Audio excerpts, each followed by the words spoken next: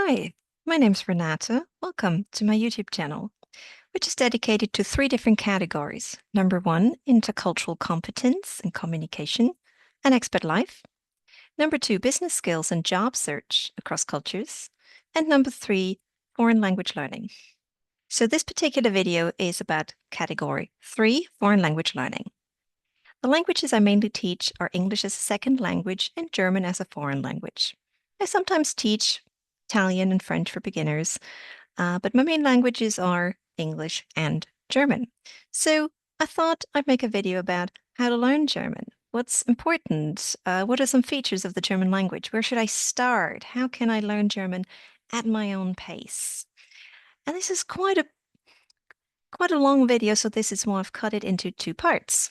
So this is only the first part. If you like it, then watch out for the second part that has more details on the German language and how you can learn at your own pace. As always, in my videos, if you've seen other videos, you know that I share the information by sharing some slides. So I'll be sharing my screen from now on, and you'll see me again at the end of the video. So this is how to learn German at your own pace, part one. In part one, we're going to talk about German and English similarities. Yes, there are many, if you haven't noticed.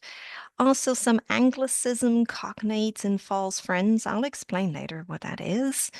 And some very important features of the German language you need to bear in mind when you get started learning German. That's what's in part one. If you want to know more, then move on to part two, where I will focus on the introductory unit that I've created to get started learning German and some tips and tricks on how to learn German at your own pace. That's part two. Now, before we get started with part one, I want to talk a little bit about my own multilingual background. Why do I teach English and German?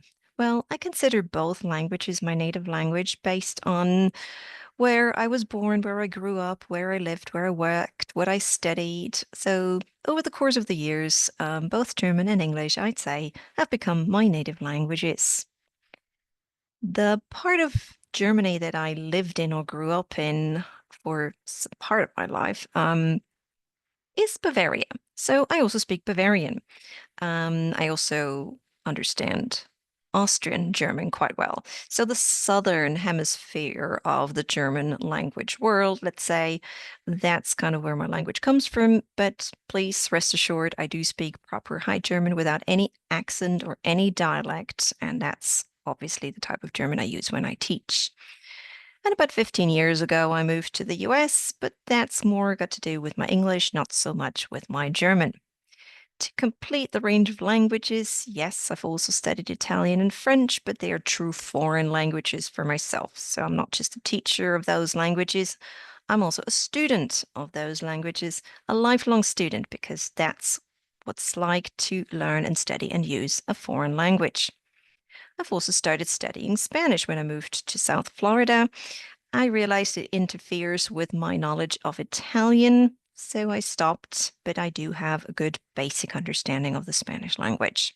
I also have an interest in Brazilian Portuguese and in Japanese, but I don't speak the language. It's just an interest in those two languages that I have as well. Well, without any further ado, let's talk about German and some similarities of English and German. If you think they're two very different languages, then you're wrong. They actually both come from the Indo-European language family, which is split into those two parts. If we look at certain languages, then we find Slavic languages, Baltic languages, Indo-Iranian languages, and languages such as Armenian and Albanian. That's not where German and English are. They're on the other side, where we find Italic, where all our Romance languages fall into, Hellenic languages, Celtic languages, things you might not have ever heard of, like Anatolian and Tocharian. But here we are, Germanic languages. That's where we find both German and English. So let's look at the Germanic language family in a little more detail because if we split that into three categories, we have the North Germanic languages where we find things like Danish, Swedish, Norwegian, and Icelandic. The East Germanic languages where Gothic falls into, but it's extinct, and the West Germanic languages, where we find things like Yiddish, Dutch, and Afrikaans, and our two languages, German and English. But in order to find distinct similarities, like, wow, it's almost the same, or one could read the language of the other or understand, you'd have to go a very long time. Old English and Old German used to be very, very similar. And we're talking about the 5th, 6th, and maybe 7th century. Um, Old English actually was spoken between the 5th and the 11th century, around that time. So this is when there were a lot more similarities, but we can still find similarities between the two languages today. So I want to give you a little quiz whether you could guess these German words. Let's see. Okay, I'll make it very easy for you. Oktoberfest, everybody knows what that is. Maybe there you're going to drink some beer. All right, pronunciation. You see that this is an important feature of learning German. If I had not pronounced it for you, Bier, maybe you would have said Bayer. Well, this word is pronounced Bier. And when I say beer, you know it's beer. Of course you do. So learning German pronunciation rules is something you have to do right from the start so that you can identify words, you know what it sounds like. And if you order Bayer when you're in Germany, you won't get beer for sure. Bratwurst, I'm pretty sure you know what that is. Apfelstrudel, yes, that rounds up the delicious things people seem to know about German cuisine. But here are a few other words. Mutter. Can you guess what that means?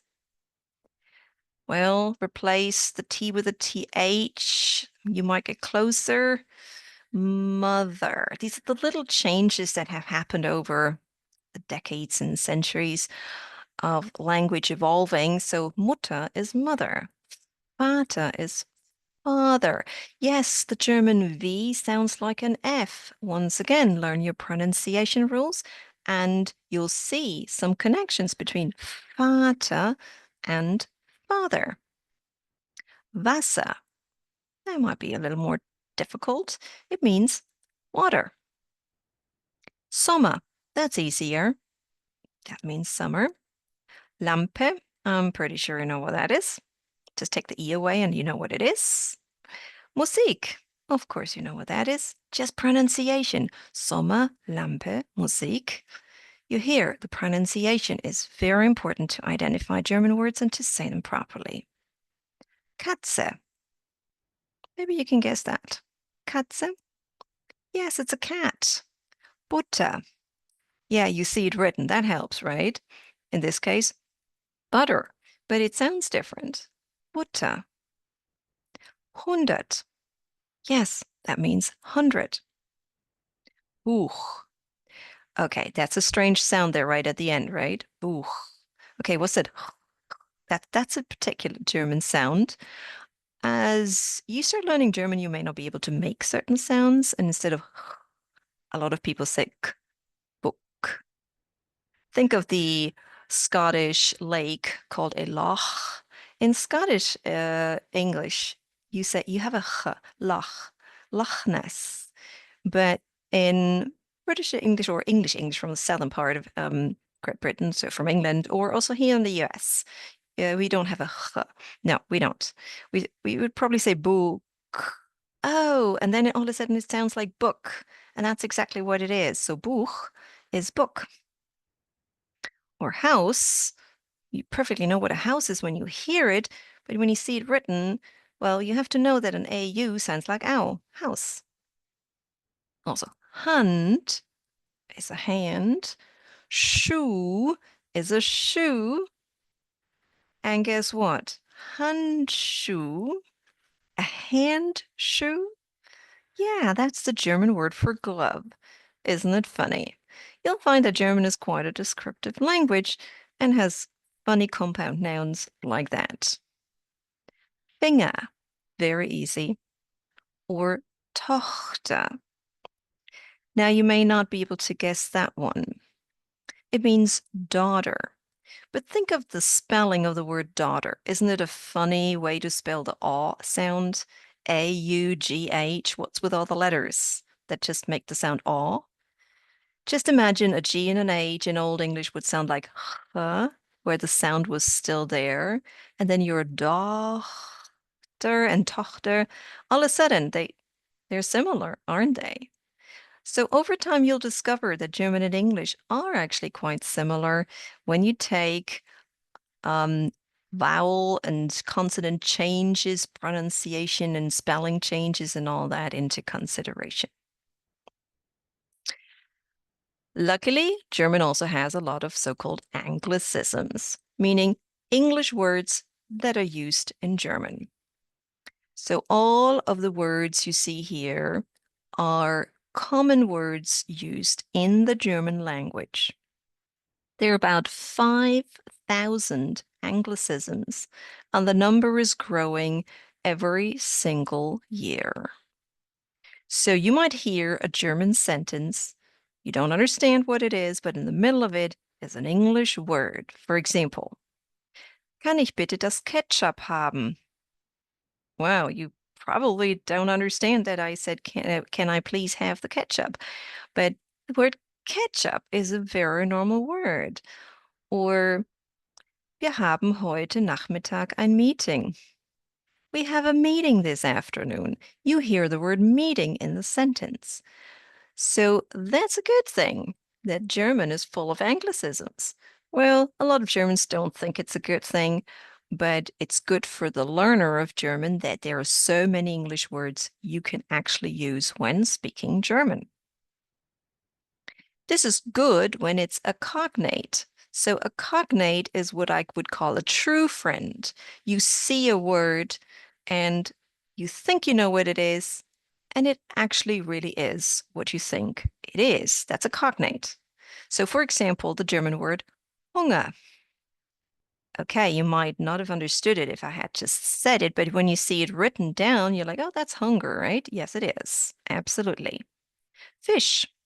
Yeah, that's a fish, just spelled differently. Bed. Yes, that's a bed, just spelled differently.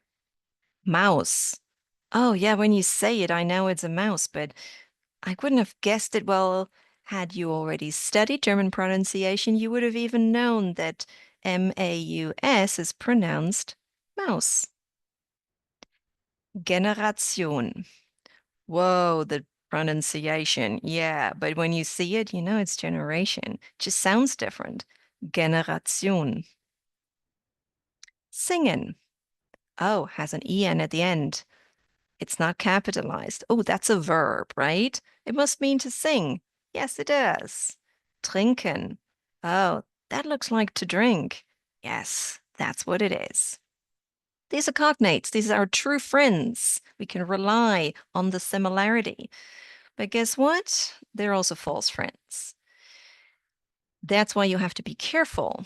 Don't think that everything you see in German, you already know what it is. Be careful with the false friends. Here are just a couple of examples. Bald. No, it does not mean bald. It means soon. And it's pronounced bald. Fabrik. No, that's not fabric. It's actually a factory. Fabrik. Hose. No, that's not a hose. This is actually the word for pants. And it's a singular. So in English, we wear pants, plural. In German, you wear a Hose. It's a singular word for the pants. Hose. And it's not pronounced hose. Here again, this is where your pronunciation rules come in. Hose. That's how you want to say it. Or my last and very favorite one, mist. Well, it's a good word in English, isn't it? Morning mist. Oh, that's a name you could use for a perfume, right? Smells like morning mist. Beautiful. Don't use it in German. The German word Mist means damn or garbage or even manure. So absolutely does not mean mist. There are many of those false friends. So be careful. Make sure it actually is what you think it is. Well, let's also talk about some features of the German language. One thing you need to be aware of when you learn German, and there's no shortcut to this, I can't emphasize that enough. You have to learn every single noun you learn on your vocabulary list. Every single noun, you have to learn it with the article because there are three different types of grammatical gender. Der, die, das. And that's just nominative singular. There's plural and there are other cases. So that's another feature. The cases is another feature of the German language. So three different types of grammatical gender. Well, how easy or how difficult that is for you has to do with your native language. So for example, if your native language is Italian, then you go like, okay, fine, I can accept that. And you will automatically pay attention to it because you have not three. Well, you do actually have three. Thinking about it, there are three. So there are different grammatical genders in the Italian language. But if your native language is English, you're like, what? There are three different types of the, and there's actually more because of what is called cases. Yes, there are. Those four cases are called nominative, accusative, genitive, and dative. I know that's something that drives people crazy when they learn German, so I'm actually thinking of making another video specifically about those four cases, because you really have to learn what it means, how to use it, otherwise you will never speak German correctly. So these are features of the German language that are very, very important to be aware of and to notice that there are no shortcuts. You've got to get this right before you can advance, move on, become fluent, do something with the language. It's like a foundation. You have to lay the foundation, and that takes a lot more time than in other languages. But once you have your foundation, that's when you can make progress. Now, the four cases. Well, if your native language is Russian, you would probably say, oh, yeah, we have something similar. I can pay attention to that. It's not something that I have never heard of. Whereas if your native language is English, once again, you go like, well, I have no idea what that is and how that works. So it will take you more time making yourself familiar with these features of the German language. Another one is that verbs are conjugated. Now, many languages do that. So, for example, if your native language is Spanish, you say, yes, of course, that's what we do too.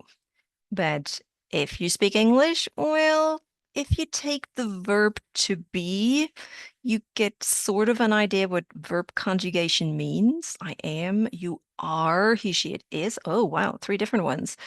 But in general, to the extent German does it, or also Spanish does it, no, English doesn't quite have it to that level.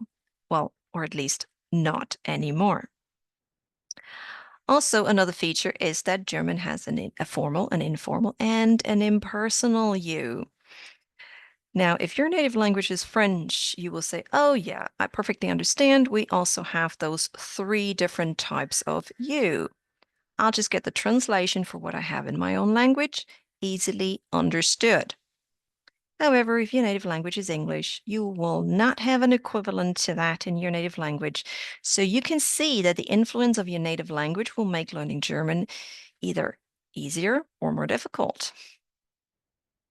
Now you might say, well, didn't you say that German and English are related? Why am I having such a hard time when my native language is English? Well, it'll get easier over time. You will recognize many, many things the two languages have in common. You absolutely will. But some grammatical features, these are just features English used to have and English has lost over time. So you have to get through this before you can start enjoying the German language and seeing those similarities. Now, another feature is German pronunciation. The good thing is It's very predictable, but you have to learn the rules. You can't just assume that you can look at a German word and know what it sounds like. You can absolutely not apply your native language's rules. Please don't. Learn the pronunciation rules first. There's more about pronunciation in the second part of my video, so if you're curious, wait for part 2. And in German, all nouns are capitalized. However, the word for I is not capitalized. So if you look at a German text and you go like, wow, why are so many words capitalized in that text? Are these old place names or what is this? No, every single noun is capitalized. Actually makes things quite easy because helps you spot the nouns in the text. There's a particular feature you want to pay attention to. Also, that German has 4 additional letters that we don't have in English. The 4 that you can see here.